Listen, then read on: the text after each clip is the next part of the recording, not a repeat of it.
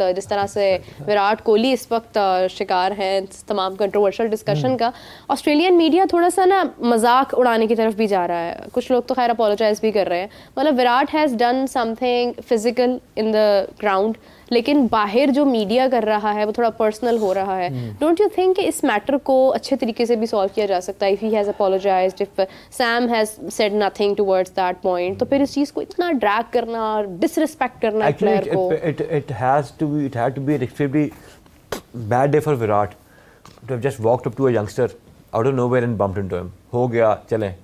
अब मामले को ऑब्वियसली ऑस्ट्रेलियंस जो हैं उन्होंने, उनके पास भी विराट के 10 साल पुराने कोई बड़े हुई चीज़ें एक्सेस, जब विराट ने उनको स्लैश बैक भी किया, मिचेल जॉनसन से वो स्टार्ट हुआ, टिम पेन से, हर अपने लेवल के क्रिकेटर को।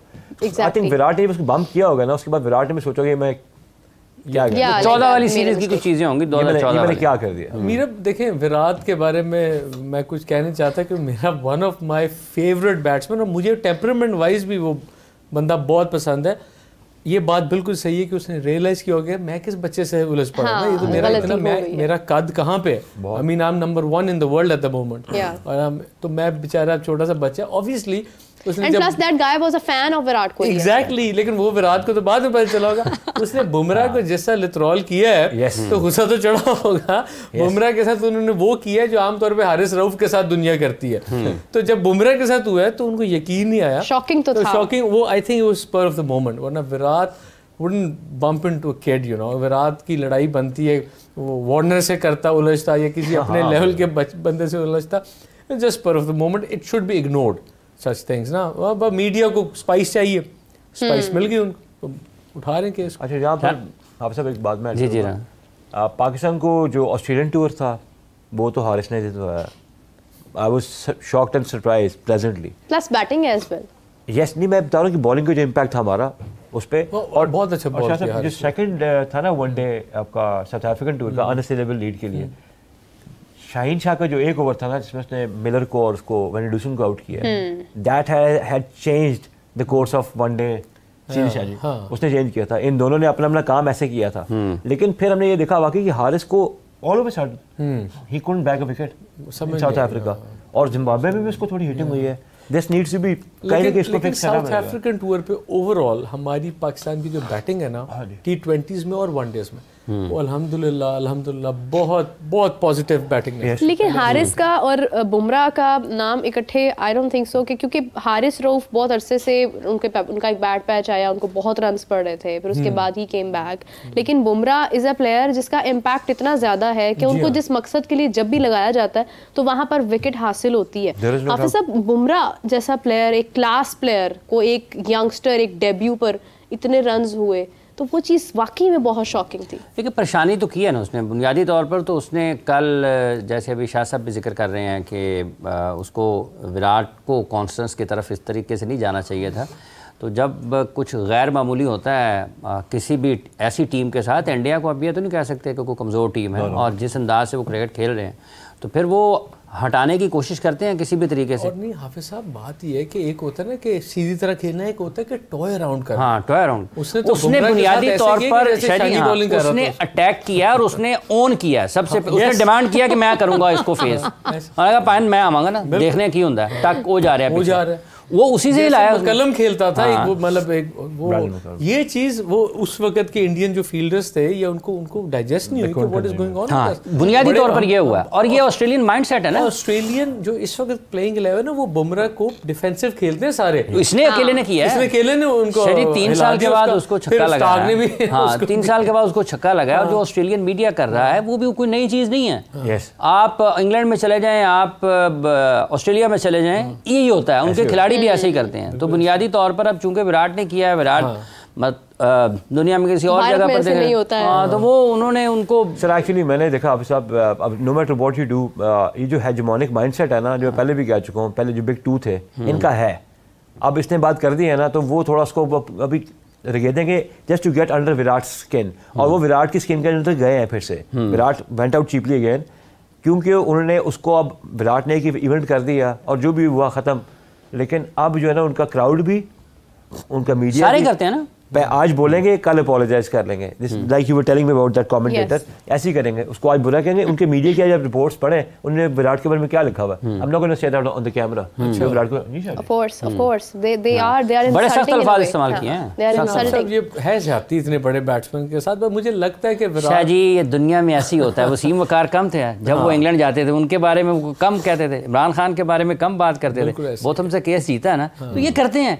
ये हाफिज साहब ने बात सही की है कि ये विराट कोहली है ना, तो हमें लग रहा है कि विराट कोहली की, जबकि ऐसा होता आया है, दिस इज वेरी ट्रू कि अगर आप देखें England media, Australia media, I remember Rana साहब एक दफ़ा आपने कहा था कि ये जो है ना ये बर्दाश्त नहीं कर सकते हैं कि इनसे आगे कोई जाए, so they don't skip any moment के जहाँ पर उन्हें अपना आप दिखाना पड़ता है। इवन बता देता हूँ, अब आपने एक जगह पे जॉब के लिए शायद अप्लाई किया हुआ, आपका नाम रिकी पॉन्टिंग है, जस्टिन लैंगर है, आपको क्या लगे आपको रियाद बुलाएं या आपको वो कोलकाता बुलाएं? वो कह रहे हैं हमारी कमेंट्री के दौरान एक बंदे इसको एम्प्लॉयमेंट चाहिए कि आपने क्यों रियाद या जद्दा में रखा है वो आईपीएल का ऑक्शन, ये उनका भी माइंडसेट है। तो किस माइंडसेट से वो इंडियंस के सामने सब्जुगेट होते हैं, इंडियंस की बड़ी इसमें बड़ा काम किया। हाँ, it's all about cricket economy ना, तो उनसे वो चीज़ की, और इसमें कोई शक की बात नहीं हाफिज साहब के क्रिकेट इकोनॉमी को चेंज ही आईपीएल ने किया। यस सर, ऐसा ही है। मतलब क्रिकेटर्स कहाँ बड़ी पे मार्केट है, डेफिनेटली वो मार्केट, वो नई डायमेंशन क्रिकेट को जो क्रेडिट है वो आईपीएल नहीं दी थी, वहाँ से सारी बांग्लादेश लीग हुई, पाकिस्तान में जो, लेकिन जब पहली दफ़ा वी वर वेरी यंग और आईपीएल स्टार्ट, हमने कहा कि यार ये $1 लाख मिल रहा है, फलाने को $50,000 मिल रहा है। वो सुहेल तनवीर होता था हमारा, उसको $1 पे राजस्थान ने उठाया। हमने कहा यार इसको तो $1 इसने इकट्ठा देखा होगा, मतलब बहुत है, बट हमारे पाकिस्तान में इतना नहीं था। तो क्रिकेटर्स की उस वाली जो पहला सीजन था उसमें कामरान अकमल गए थे, उमर गुल गए थे, सलमान भट्ट गए थे, शोएब अख्तर, और सुहेल तनवीर ने भी आईपीएल, सुहेल तनवीर बड़ा, इसने सुहेल तनवीर तो लीडिंग विकेट करता था, स्लोवन कीन थी वहां पे, आपको याद होगा, लीडिंग विकेट था वो पहले सीजन का, तो वहां पे और वो काफी देर तक उसका रिकॉर्ड कायम रहा था, 5 आउट किया तो उसने क्या किया। तो ये इंडिया को ये एज है, उनकी मार्केट है, उनके लोग। लेकिन उससे पहले आईसीएल भी हुई थी ना शायद। हाँ जी, लाहौर बादशाह वाली। अच्छा, आईसीएल के बाद फिर आईपीएल आई थी, ठीक है, आईसीएल के बाद आईपीएल आई थी, ठीक हो गया। सुहेल तनवीर का जैसे आपने जिक्र किया है, सुहेल तनवीर आज भी बहुत क्लास बॉलर है। I've seen him playing in KPL। अच्छा, अभी खेल रहे हैं बहुत शानदार अंदाज में वो आज भी खेलते हैं। आई बिलीव कि उन जैसा बॉलर आज भी हमारे पास लैक करते हैं। The layer style they have, he has, और बहुत जबरदस्त, वो कंफ्यूज कर देते हैं बैटर को, वो पता नहीं चलने देते हैं, बॉल बाहर कर रहे हैं, अंदर से कर रहे हैं, मतलब उनमें वेरिएशंस आपको नजर आती हैं। क्लास है उनकी, इसमें कोई शक नहीं है। Fitness, class, big name for Pakistan, Indeed he is, Indeed, कोई शक की बात। राना साहब, मीर हमजा के बारे में खासी बातचीत हो रही है। ऐसा मीर हमजा के बारे में मतलब सिलेक्ट ना होने पे होनी भी चाहिए सर। उसकी वजह यह है कि देखें, उस वो लड़का बॉल लेफ्टी के अंदर भी ले आता है और बाहर भी निकाल लेता है, नया बॉल भी, बेसिकली न्यू बॉल बॉलर। तो उसके साथ तो अगर आप वो होता, शाहीन नहीं था तो हम कर सकते थे। शाहीन की देखिए मेरा रिप्लेसमेंट बनता ही, नेचुरल रिप्लेसमेंट वो था। अगर शाहीन को आपने सेव करना है वाइट बॉल के लिए और इम्पैक्ट के लिए, जब तक उसका पूरी रिकवरी या पूरा रिदम वापस नहीं आता, तो Mir Hamza has proven it all the times. हम वही कहते हैं ना, डोमेस्टिक में लड़का खेला होता कि प्रोन्ड हो, मसल्स ट्रेंड हो, उसको पता हो उसका स्टैमिना क्या है। Mir Hamza has it. वो खुरम शहजाद से ज़्यादा फिट है। Khurram Shahzad is prone to कोर की, उसको अक्सर इंजरी होती है। मीर हमजा तो एक ऑटोमेटिक चॉइस है। और आपकी white ball, red ball team में he is your lead, he should lead from the front. उसको आपने साइड पे कर दिया है और आपने उसकी जगह चाहे नसीम शाह 5 विकेट ले जाए, Naseem Shah still is not in his proper rhythm, वो is a different bowler in his rhythm. तो और अगर रिदम में है तो फिर वो ओपन कर रहा हो, स्टार्ट कर रहा हो, क्योंकि उसको तो सीम अपराइट है, वो तो बड़ी अच्छी इनस्विंग आउटस्विंग है। सही कॉम्प्रोमाइज़ हो गई है ना कि अगर आप अब्बास को खिला रहे हैं, उसको नया बॉल ना कराएं, खुरम को खिलाएं, उसको नया बॉल ना कराएं, तो फिर आपके पास थर्ड बेस्ट जो है वो नसीम बचता है, फिर आप कॉम्प्रोमाइज़ करेंगे ना। चेंज पे तो अब्बास को नहीं ला सकते। रूल बुक में होनी चाहिए कि जहाँ पे शाहीन रेस्ट करे ना, तो उसकी जगह अमीर हमजा ही खेल, उन्हीं को होना चाहिए, उसको ही होना चाहिए। बाकी आप राइट आर्म्स को आप रोटेट करते रहें। शाहीन और अमीर हमजा को शाहीन की बैकअप पॉलिसी के तौर पे उसको परमानेंट रखें। वो इंशाल्लाह ताला उसमें बहुत टैलेंट है, फिटनेस उसकी बहुत अच्छी है। वो इंशाल्लाह अच्छा फिट है लड़का, 4-5 साल खेले आराम से। बाबर और ये इकट्ठे खेलते रहे? जी जी, बाबर और मीर हमजा दोनों इकट्ठे। बाबर, मीर हमजा, उस्मान सलाहुद्दीन इसका कप्तान था बाबर आजम का स्टेट बैंक में, जब इसने डबल 100 किया था, और जिससे ये बहुत नज़रों में आया। पाकिस्तान क्रिकेट बोर्ड के जो डेवलपमेंट स्क्वाड के लोग हैं जो उस वक्त कर रहे थे, उनको तो इल्म था कि ये है अच्छा, लेकिन जो उसकी ग्रेड 2 थी मेरा ख्याल स्टेट बैंक की तरफ से भी ये खेला था ना, उस्मान सलाहुद्दीन इसके कैप्टन